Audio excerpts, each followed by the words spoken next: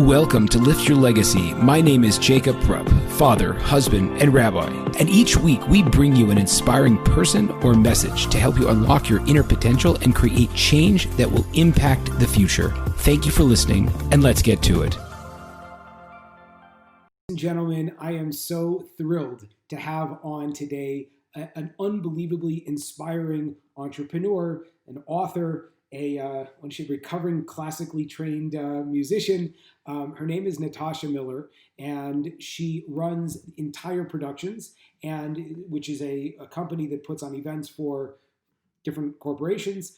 She's grown her business dramatically and is in the process of reinventing it yet again against the backdrop of COVID. She's also just finished her entrepreneurial memoir, which is in, I guess you could say, post-production, and is coming out soon. And we share a lot. We have it's a very profound conversation that she's able to relate a bunch of these tremendously deep messages about finding yourself, about adversity, about handling challenges in your life. The rags to riches story that she has gone through in her own life and how that's affected her and how she's reinvented herself multiple times along the way. So there's a ton of tremendous value here. It was such an honor to be able to speak with her. So with no further ado, Natasha Miller. Ladies and gentlemen, as always, Lift Your Legacy is committed to helping you live a more authentic and meaningful life. That being said, if I could ask you to share this podcast with someone that you think would get value from the message, that would be fantastic. In addition, I wanted to make you aware that along with the podcast, I do offer executive coaching. I help people who are successful and highly motivated, who want to see extreme, or not even so extreme, maybe just a small change that in their life. I want to help them get to the next level. What does that mean specifically? Creating more peace in your relationships with yourself, growing your business, clarifying your career. And even if you need a little bit of help losing some weight or getting more healthy, I do that also. I'm not for everyone, but for those people that are invested in making their life better and taking the next step, I highly recommend you consider me as a coach for you. Now, how do you get in touch? Well, you found the podcast. I wanted to tell you also my email, Jacob, my first name, jacob@liftyourlegacy.live. Feel free, please, to reach out there or on any or all of my social media channels. I'd be thrilled to give you a complimentary half-an-hour conversation to see if we might be a good fit to work together. And now, with no further ado, I ask you to please sit back and enjoy the show.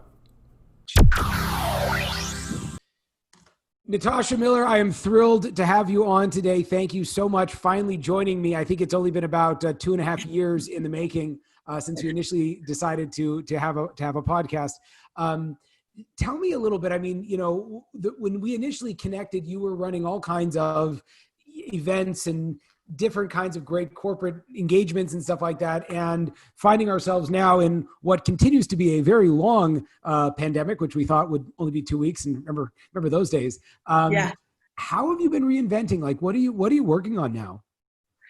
I will say, first, just to start off the conversation, what I'm working on now is a plethora of ideas, and I'm so excited to be able to have this time to do that. When COVID first hit, it was definitely panic, grief, just fight or flight mode.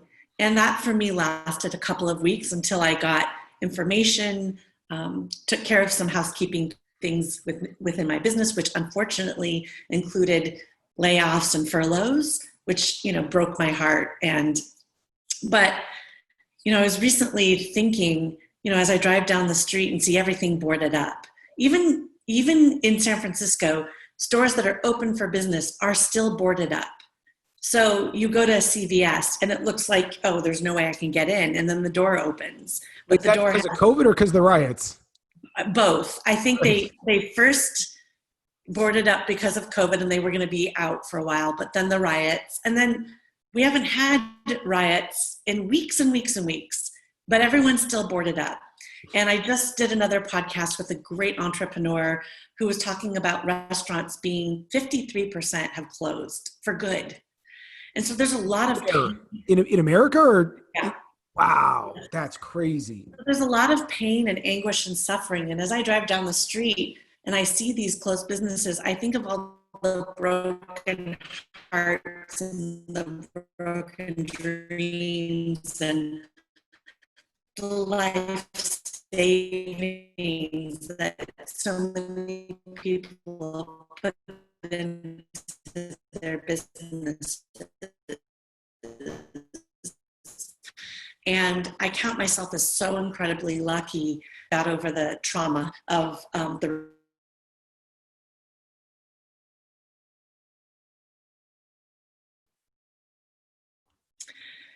So after thinking about what everyone else is suffering and the juxtaposition of what I was feeling, which was excitement for all of these new things that I'm able to look at doing, I feel like a push and pull, right? I feel like, how dare I be so excited and energized by the time this is affording me when so many people's businesses have crumbled. Meanwhile, my business has crumbled.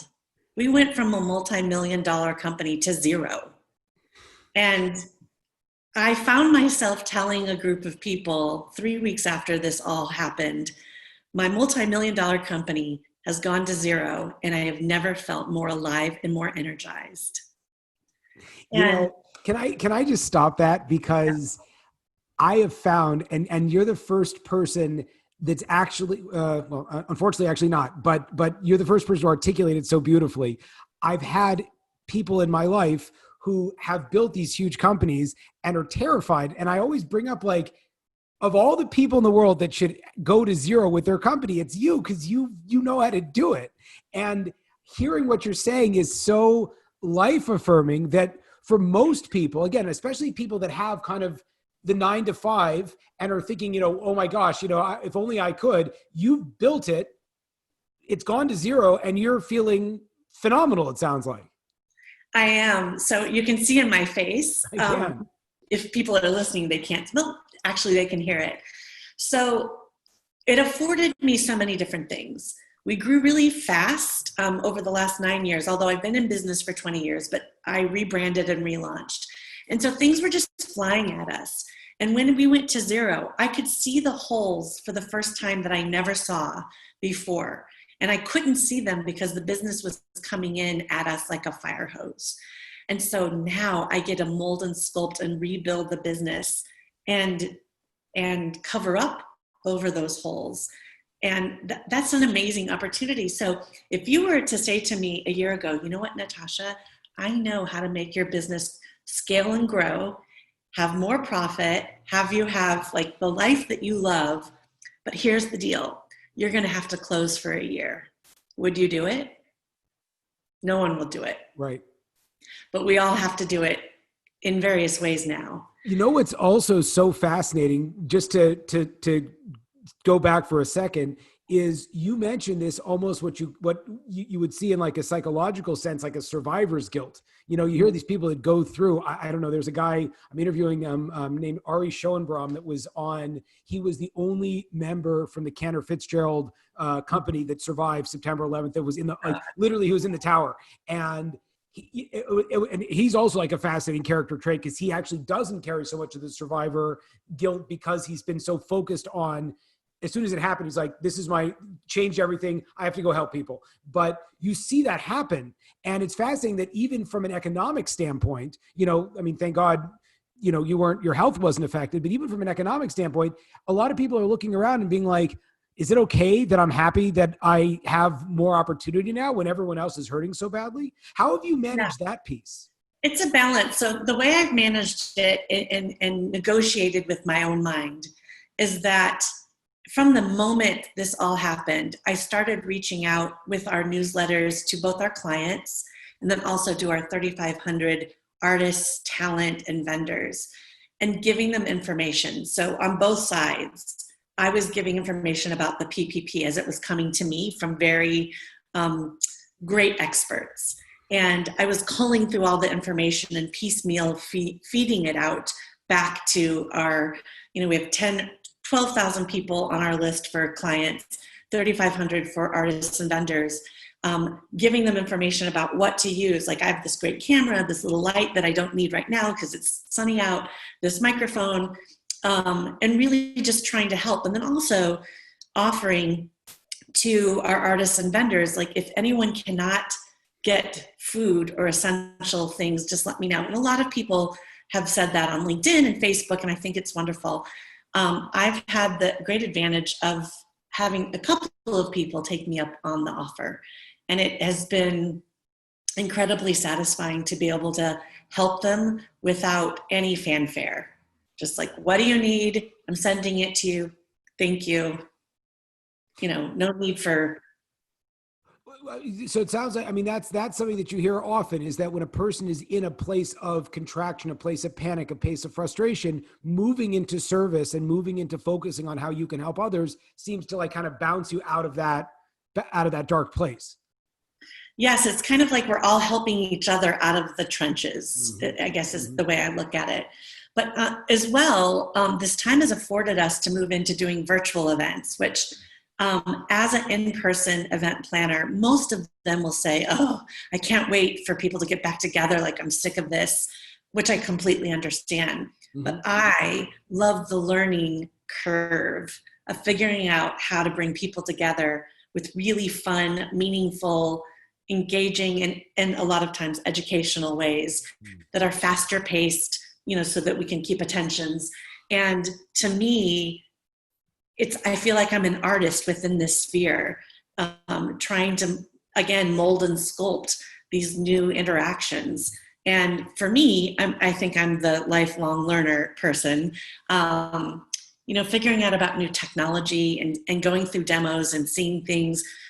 This is an explosive time for innovation. And my innovation is just a little piece of the pie, but it's okay. All different sizes of pieces of the pie are welcome and needed.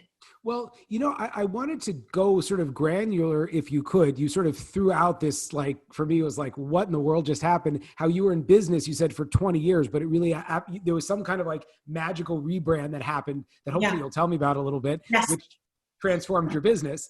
And I guess now that you have that sort of in your rear view mirror, that you've been able to do that, how are you thinking now in terms of creating more opportunities? So I'll just throw that one in your court and let me know what comes up for you. Okay, so I will tell you, a month and a half or two ago, I would have told you in an interview, or my team in a team meeting, we're going to do these virtual events and virtual entertainment to tide us over until in-person events come back.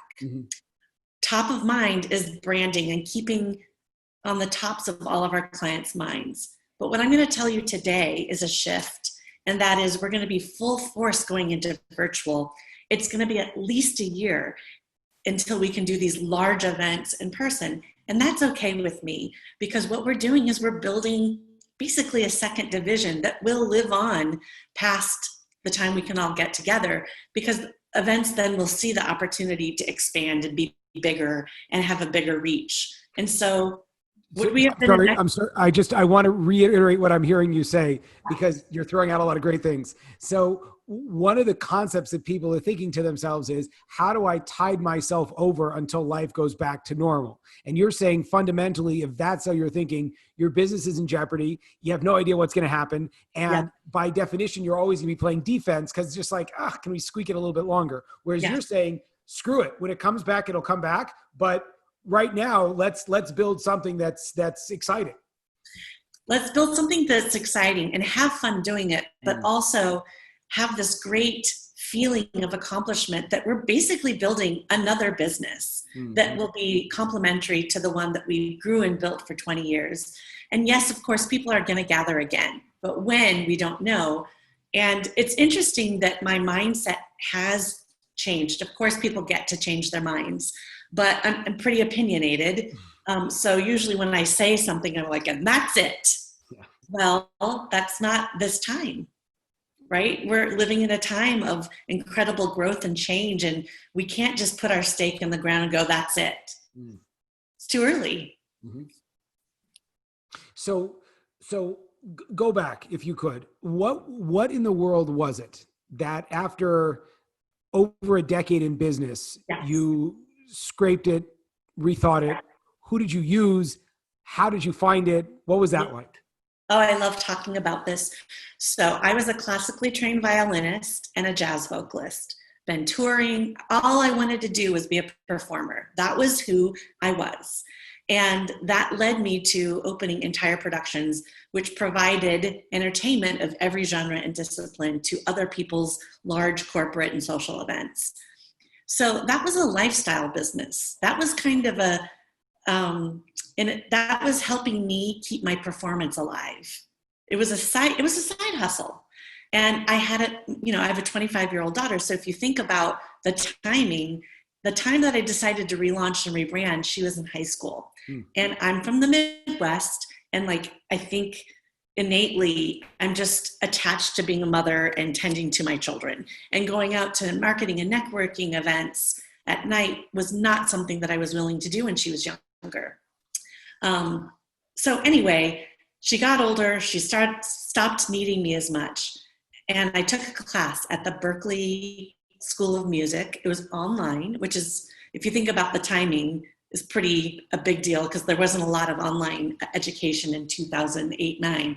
And what happened? What was the big thing happening at that time? Do you remember? The world melting down? The economic meltdown. So I decided to rebrand and relaunch during the downfall of our financial world. But at the time, I didn't need to make as much money as I do now, right? The overhead wasn't as big. And we really thrived. And so I moved my company from Alameda, which is this little island next to Oakland, into the big city. And I started attending. One second. It's too good. I want to stop that because what just came out for me from what you're saying, and I had a guest a long time ago that made the same statement. Could be that I need to have more mothers that are businesswomen on my podcast. But the idea of, we try to time the market appropriately. And what you're kind of mentioning is, forget about the market and time your life appropriately, because there's that certain feeling of, I have 4 children and the oldest is 12. And so there's a certain feeling of oh my God, how do I manage all of the stuff that I want to accomplish? And what you're saying is, and let's attribute it to your wonderful Midwestern background, it's take care of the home front when the home front needs to be taken care of, and have enough confidence in yourself that the time will come when you can evolve out of here. And even if, like you're saying, your evolution happens to correspond to the greatest, calamity until now, thankfully, that it doesn't matter, because now it's time to go in. And even if you go in at bad times, that's a huge opportunity for everybody. Yes. And you know what? You're bringing up to light something interesting. So I rebranded and relaunched in an economic downturn. And what am I doing now? Yes. I thought you saw that. I'm rebranding. That's right. Launching. It's pretty cool. Thank you for bringing that to mind. And I wasn't aware at the time that I was doing what you just said. No one had counseled me. I just knew in my heart that I didn't want to leave Bennett, my daughter, to go to some grand event where there's drinking and dining and hobnobbing and networking, and leave her with a babysitter. It just wasn't in my DNA. It's fine if it's, for other people, totally fine. There's be no judgment. And in fact, if I had done it differently, or if I had been a little older, because I was a pretty young mother, maybe I would be like, oh, she doesn't need me. I'm just going to go in and do that. But that's not what it was. It's interesting because, the language of something that always fascinates me is how creatives and artists function in business. And so, one of my passion projects is that I'm a rabbi, so I help rabbis and clergy people learn how to actually start to monetize what you're doing. And there's just this this fear of the nonprofit, transition into a for-profit model. And so I'm always fascinated by that. So what's interesting is, I don't know if you'd find, maybe you will, and I'm being probably very overly judgmental, but I don't know if you find people coming out of corporate America with enough confidence to follow their heart. That sounds like an artist talking. And the artist knows my vision has to be projected. right? So that's fascinating that you were able to really leverage, it sounds like a skill set or a training of yours as an artist to be able to bring the art into your lifestyle and corporate vision. Yes, I can completely see how people in corporate America would have a very difficult time, like throwing caution to the wind. Right. And I understand it 100%. I do see there's so much comfort in what they had endured, right? Great pay, great benefits. When you venture outside of that and you go to do something entrepreneurial, you're not guaranteed anything. Right. And so it is a leap of faith. And I remember I had worked part-time as in advertising and media buying when I started this company. And when I decided to go full force, I moved from a larger home that I was renting, but still it was expensive, into a 1-bedroom garden apartment. My daughter likes to say basement, but I will call it garden. Garden, yeah. And in case I didn't make enough money. And her bunk bed was above my bed. We shared a room. And that after 1 year in the economic downturn, I made as much money as I did before with the advertising job. But I stayed in that apartment because I loved it. It was very, wonderful. So I think for me, I don't have the corporate mindset in that I don't need more and more and more. I don't need bigger, bigger, bigger. A little, a thing here and there, a little treat to myself. Yes, but I don't have that mindset of the rat race. But it's also, I think, a certain level of romance in the process. The idea you were saying, and I cut you off rudely, of going from Alameda or kind of a more suburban environment to and I find this myself that I don't. And maybe this is just more of a therapy session for me. There's a romance of the big cities on the West Coast. I see the LA sunsets and I'm like, I just attach that very, very deeply. And it is interesting that, there are people that say, let me just build a big house out in comfortable suburbia. And there's also that dreamer mentality that, like, economically, it does not make sense to live in San Francisco or LA or California, and it coming from Iowa. It's like, but I could buy that garden apartment is like a 25-bedroom mansion, probably from where you're from, but yes. It's that vision of, and that romance, it sounds like, of being in quote unquote, the big city and playing with the big boys and girls, so to speak. Yeah. And you just said something about the process. I know now in my life, I probably could have told you 10 years ago the same thing. I may not have quite understood it 15 or 20 years ago, that the best part of life, the best part is the process and the journey, period, end of story. So I'm writing a book right now. It's a business memoir. It's incredibly satisfying to me to be on this journey. And to be honest, I don't want it to end. I'm like one of the only authors on the planet that doesn't want her book to be published yet, because I'm enjoying all the steps leading up. So when my agent says to me yesterday, your book, baby, is out in the world, we've submitted it to these 10 publishers, there is a part of me that was like, yes! And there was a part of me that was like, oh, okay. It's so funny. Two things that pop up as what you're saying. There's actually a biblical teaching that it says that God remembers fondly when the Jews were wandering in the desert.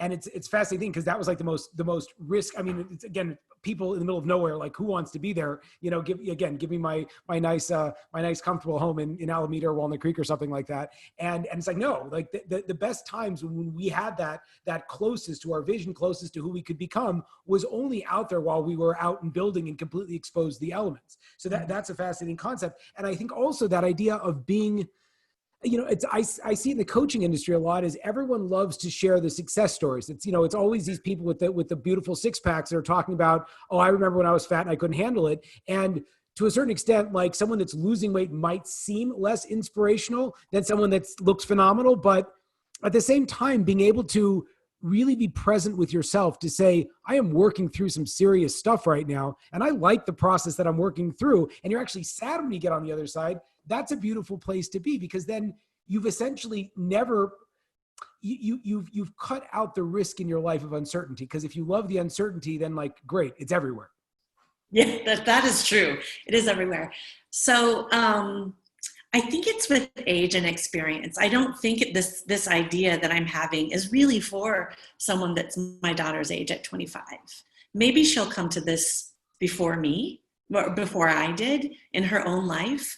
But I think, I'm 49 years old and I've had enough repeat experiences to be able to look back. Like when I was concertmaster of a symphony, I would just throw everything I had into the rehearsals, and then the performance was amazing. And then what happened the next day was a crash. It's a crash and burn. Yeah. And I'm telling you what, it doesn't feel good. And then that repeated when I was performing. I would just squeeze out all of the emotions and everything that I had, and then I was just flatlined. And so now I really pay attention to the moments leading up, and I just try to absorb all the joy. So maybe to sort of counterbalance that, the crash and burn after the climax of the project. I think that's a beautiful idea, that one of the benefits that we look at as we age, starting to feel old, but the idea is that we are cognizant of the ups and downs. I had an experience also where, like, I knew that the anticipation was going to be far better than the event itself. Like, you go on vacation, whatever it is, and you're like, most of us, when we're younger, we think like, okay, I still got to get to vacation. But I think with age, you get that sense of like, I know the vacation's not going to be as good as the anticipation. I'm going to enjoy the anticipation part just as much as the vacation. The anticipation and the planning, right, and the discussing, it right, is actually part of a relationship building. So whether it's at business or at home, when you're planning that vacation, you're passing ideas between your family and yourself, you're looking up things on the internet, you're comparing prices. It is something that can be creative, and it is something that you can feel like you've accomplished. So I'm just in a good place in life where I really appreciate those increments instead of just waiting for the big bang. So now, in terms of where you are, it's interesting. By writing a book, you sort of walk out into this is actually phenomenal, that I would love for you to speak to a little bit. Mm-hmm. You've been an artist. You've been an entrepreneur. You've built a successful company. You are rebranding and rebuilding to what will be, God willing, an even much more successful company. Mm-hmm. But also, by starting to write, you're stepping out and sort of scratching a different itch, which is to give back and to be, the trite colloquial word people use is like an influencer. Mm-hmm. What's that like? Because I feel like, especially I see this with women entrepreneurs, there's a certain sense of guilt that they feel when they say, it's like, well, I can step out and share and help others, but kind of like, but it sort of like has to tie back and help my company and stuff like that. And I was just trying to say, like, no, own your space. Like, you've accomplished a lot, and the world needs passionate people that are going to make it better. So how have you spoken to both sides of your personality? Maybe this book won't help your bottom line, right? But at the end of the day, it's speaking to another part of yourself. It is interesting, and I was just talking to my daughter about this, is that I'm not writing this book like so many authors do, which is totally fine, to be an influencer within their entrepreneurial or their business category. And when you read this book, it's pretty polarizing, because honestly, and it's challenging for me to talk about, because since writing this book is basically the first time I've spoken about it. So you have to bear with me, I'm practicing. I had a pretty traumatic childhood, a very, very difficult upbringing, and have been on my own since I was 16. So the book, the working title is Relentless Tenacity. That's a great title, by the way. And, I had such trouble with the title, but someone emailed me on a day that I was like racking my brain. And she's like, Natasha, I just really admire your relentless tenacity. And I'm like, thank you. So, my journey from homeless shelter to the Inc. 5000. Now, there's lots of rags to riches stories, but this is more of an emotional rags to riches story. It also includes monetary rags to riches, but that really isn't the focus. So you get an insight to some pretty harsh things that happened to me throughout my life, but then you get to see how they may have affected who I became as an entrepreneur. And so when COVID hit, and after I got over the craziness of my brain was like drowning, I was like, oh, I'm built for this. I am built for this time. I'm a problem solver. I thrive in challenged times. Now, do I love that? I wish that I probably could have a little bit more calm demeanor about these things and not have these things affect me so much, but that's not my story. So this book, you can read it as a memoir, 100%, or you could also read it as an inspirational journey of an entrepreneur. And it is kind of two stories riding down the same train track. So I've been asked by other people, like, is it a memoir or is it a business book? I'm like, oh God, it's both. I'm not telling you how to be an entrepreneur. I'm telling you how I became an entrepreneur. It's without knowing some of the details of your past. I have two questions. One is, you mentioned that it's emotional. Is the emotional nature of it because most of the time you have to be kind of, like eyes down, like pushing forward. And it's only when you have that perspective of like, oh my God, like, how did it go this far? Is that what sort of unleashed the emotional experience, or was it also kind of going back and reliving a lot of that stuff in the process of writing it? Oh, geez, that was something else. The reliving it, honestly, was really scary and painful. I had all these memories that I had, been telling myself in the story repeatedly. And then some I had been telling out loud to some people, my daughter, some family, some friends. And then when I started writing this book, I went back to my journals, which I've kept since I was 10, because I thought, am I over dramatizing this? Is the story I'm telling myself and out loud wasn't really that bad? And what happened is I read the journals and it was that bad and worse. And it just was soul crushing. So there's something that you have to do. Why was it soul crushing? It was soul crushing to read my own words of how I was being treated and how I felt as a young person.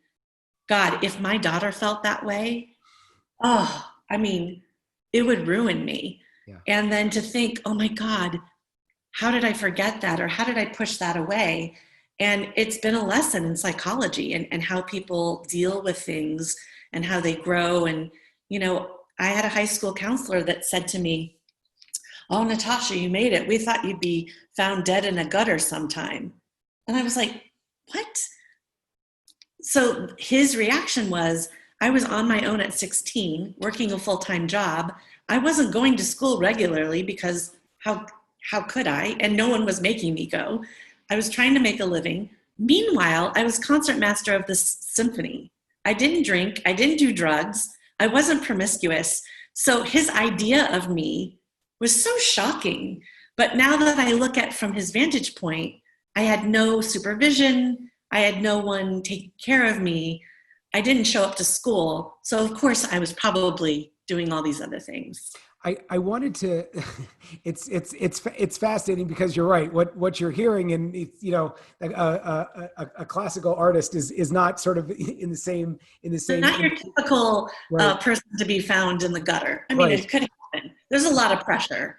But it's probably because you're growing up in the Midwest and not Northern California, but that's okay. Just for those listeners, I grew up in Northern California. That's why I'm making the joke. Anyway, the interesting point that I feel I've also seen very much in my own work and trying to get through childhood trauma and all that kind of stuff is that we oftentimes aren't able to appreciate how horrible some of the things that happened to us were until, just like you said, until you start to frame it as seeing your kid going through that. And that's, again, it's like, I grew up with lots of screaming and alcoholism and stuff like that. And whatever it was what it was. It was scary and it was happening. But when I see my kids and I think about what it might do to them if they saw that kind of stuff, it's like, forget about it. And then it brings so much compassion and I think perspective on the suffering that we've had, because it's like we carry those inner kids with us all the time. And Absolutely. maybe that's why we're so stuck, is because there's these broken, sad kids and teenagers and young adults that we're just trying to pretend like, oh, well, we're good now. And it's like, well, not really, because you have all these shattered parts of yourself that haven't been healed per se. Yeah. And I feel like I'm definitely on the road to being healed, but I bet that little girl from 29th Street that is deeply embedded in me will never go away, and maybe I want to keep some of her anyway, because what happens with that little girl from 29th Street is when something amazing happens in my life, my daughter can attest to this. She'll be like, yeah, Mom, I know you can't believe that this amazing thing happened to you because you're the little girl from 29th Street. She doesn't understand. And I'm glad she doesn't have to understand experientially. But to this day, I appreciate amazing things, and even less than amazing things if it's positive. Sometimes I can't believe it's happening to me. You'd think I'd be used to it by now, but I'm not. Well, I think that's the point is, well, it's interesting because, I for some reason, forgive me, I'm pulling from a completely different musical source, but, you see so many of the, like so many rappers who carry a lot of their, like I'm just thinking Eminem, and how he speaks about his very, like the horrible place he came from. And initially it's about street cred, but I think after a while it's about yourself and your own level of appreciating where you come from. Because eventually, again, we might look at you and we say, well, she's, she runs a multi-million-dollar business. No one would ever know. If you look at me and you look at my biography, you would never know what I went through. Right. But I will tell you this, and I would love for you to do this. If you listen, go on to Spotify or Apple, if you listen to the song called Her Life from my first record called Her Life, you don't even have to listen to the words. You can feel what my life was like. And then you can go back and listen to it again and listen to the words, and it paints an even clearer picture. But I understand why rappers or what any musician, everyone, any artist, any emoting person puts their, the easiest thing to write about is heartbreak or that crazy, wonderful love, right? One of those two are the easiest things, because it's the biggest emotions that come out. So. And it's also that, I guess it's also that, I guess owning our own story and being okay with ourselves. And there is such a desire, especially as people that come from difficult places, to move past it. And it's like, God, I can't wait until I'm not paycheck to paycheck, or, it's like, oh, I want to start a business where I'll make six figures. Then, if only I can get there. And then, so we always try to move out, and we'd love to forget in a lot of cases, I remember when I had no idea where the money was coming from, but honoring that, I think, I get why you want to run out of it, but then eventually a point comes where you want to live in that, because you'll always find people that are making more money than you. But if you look at where you came from, it gives you such a crazy perspective and appreciation for what you've been able to accomplish. Absolutely. It really has. And I tell you, I live an incredible life, but compared to other entrepreneurs with similar revenues and similar profit margins, I'm looking around at my place. I have a beautiful sofa over here. I got it on Craigslist.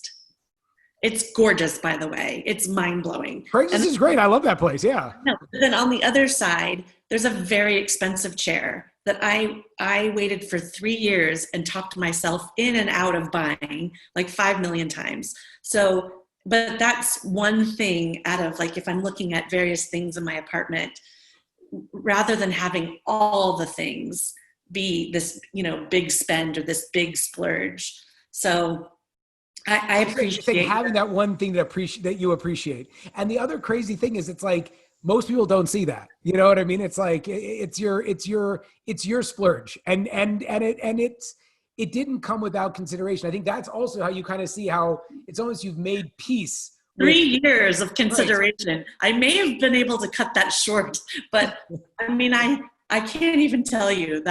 It's actually a funny story, but you know, I had this slick BMW that I actually felt that I needed and wanted. It was a good identity motivator for a while.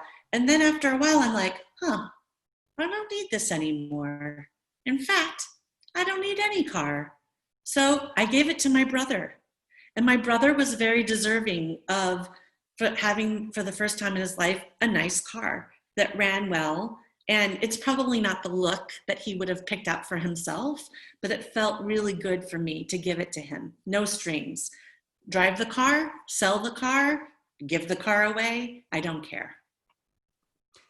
I think that's the, I guess that's kind of the dark, well, I don't know, how do you say the dark side of it or the ironic side of it, the whole thing is it's like, you know, the people that work for it, sometimes they just give it away. And the people that work for it, once you get it, they're like, you know, I was so shocked that they're the most down to earth people I've ever seen in my life, but they have he and her Bentleys. And he was saying like, you know, like, yeah, I got it. But then like, he's like, it breaks down like other cars and it's the same kind of a thing. And you think to yourself, eventually you'll reach a line where there's such a premium on products. And it's like, not really. At the end of the day, like what people care about is, do I love my family? Do I love the work that I do? Am I happy? And it's for me, it's always so reassuring to hear people that have the ability to buy the lifestyle that everyone else wants saying that, than the people that can't buy it and trying to pontificate on, I don't want that. It's like, be able to do it first. And then again, buy the BMW, then realize you'd rather just have your brother have a nice car to drive around. You know what I mean? It's a beautiful lesson. I do want to mention, there's something that is like floating around in my mind, and I want to say this out loud in case somebody listening has a similar feeling. So I did live, you know, of course, paycheck to paycheck or worse, whatever that is. And I do I do feel incredibly lucky and remember what that feels like. One of the things I want to say is, as I was making more and more money, it scared me more and more that I would lose it and that I wouldn't have it. So it wasn't a nice feeling. And I don't know what that is. And, you know, one day I'll figure that out. Wait, slow it down and explain that a little bit more, please. Yeah.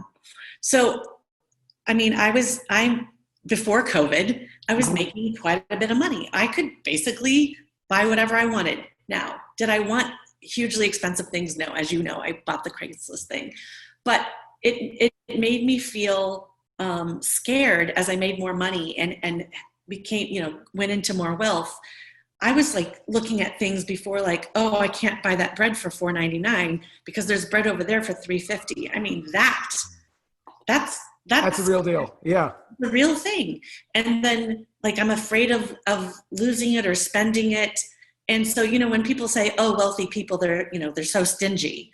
Well, maybe they're stingy, or maybe they're having a mental moment, right. You know, like I am. And I think the stingy people that have wealth probably came from like maybe Depression era, or like me, had to, you know, fend for themselves at a very young age. I don't know. Still working on that. No, it's absolutely this affected me so much. I can also relate very much to it. Is it like when you start making more money, you've been waiting for that your whole life, but then there's so much terror that comes with like, oh my God, like, okay, I'm getting used to living at this level. You know, what's going to happen? It's just all going to go away. So I tell people this. It's a crazy thing. In Elon Musk's book, as he was about to build, he was funding, you know, whatever. He was just about to knock out Model 3 and again, like above and beyond like what most of us will accomplish in terms of the financials of having, you know, I get 3 of the most, you know, innovative companies in the world at the same time.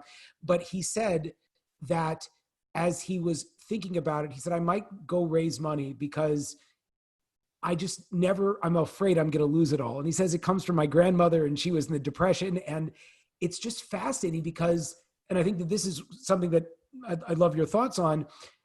If someone like Elon Musk can worry about it all going away, we're never going to reach a point, theoretically speaking, where we will make more money that we're not worried about losing it anymore. Right. But the reality is that we can just learn right now to say, I'm happy. And again, going back to the whole theme of it, it's like, if you're happy with nothing, if you're happy with not knowing, if you've seen now, looks like 3 times in your life that you will build the bigger business in the worst economic climate, and you will enjoy it and you will want to write about it, like, you're already fine. So like, and you know what I can do? I can go back and live in that garden apartment today. Yes. And I would be happy. I would be thriving. I would be excited. And there's the comfort there. This is tremendous. This is such a great, I hear what you're saying. It's like, it starts as a business discussion, but it gets very, very deeply philosophic and moves to a much deeper place where almost if you say, oh yeah, will it help you make more money? It's like, yeah, obviously if you nail this stuff, you can make as much money as you want. But on the flip side, it's like, also like, who cares about money? This is such a more important thing that we're discussing. Yeah, absolutely. Awesome. And there is a point where you don't really need more money than a certain amount. Right. It's just, ridiculous. Right. Anyway. So, okay, Natasha, tell us how we can find out more about you, about your company, the relaunch, the book. What's next for you? Goodness. Okay. So, entireproductions.com is my core business website. natashamiller.biz, B-I-Z, is my personal website where you can see some of the music, some of my speaking topics, and a little bit about the book, which is, who knows where it's going to land. Again, it's all in the process. And we did open another division, which we haven't talked about. We can talk about it another time, but it's entireproductionsmarketing.com. And so that's a premium gifting, promo branded item company that really we serve our clients that do events. Everyone needs to buy stuff for their events. So we just thought during the time of COVID, why not just open another division? Who's working? Who's we? Do you have like is this like just you, the royal we sitting in? You've built out your team and everyone kind of speaks together. So I had 12 people pre-COVID, and I have 6 people now. That's including myself, and an incredible team of people that are just not only holding down the fort, but helping me. Oh gosh, they're dealing with me and all my ideations and my creations, and they're like, okay, Natasha's opening another division. Just hold on tight. It's great to know. So that also would have to be something we'd speak about, because I think that's also a phenomenal, again, that's that artist that goes into the world of business, which is knowing that for every wonderful idea, you have to have some level of checks, balances, and accountability of people that are actually going to have to worry about implementing all of your wonderful creations. And finding that balance, I think, is something that's, again, people think, I'm not suited for business because I'm an artist. And it's like, no, you just have to know sort of how to build your ideal team. Absolutely. Right there. That could be just like the pull out from the whole talk, is that if I have too many pull-outs. I don't know if that was the pull-out. No, if you're an artist or a creative and you don't think that you have it in you to have a business, look for people to help you bolster that side that you're not good at. Period. End of story. Everyone can do it. Okay, Natasha, this was such a tremendous pleasure. I say this, I definitely do not say this for most of my interviews. And of the times I say this, I'm only about 30% of the way completely honest, but I'm being completely honest with you. I would love to do a part 2 of this. There was so much value that you delivered. I really appreciate you taking the time, and I learned so much speaking to you. Thank you. Oh, good. Thank you. I would be happy to talk to you anytime. Thank you. And there you have it, folks, another inspiring episode. If you enjoyed this, I ask you to please share this with your friends and to like us over on Rabbi Rupp through Facebook or on YouTube. And the more that we're able to get these important messages out, the more that we can really make an impact in the world. So I encourage you, please, to stay tuned. We have a ton of amazing speakers coming up, and also to tell your friends about it. Thank you very much.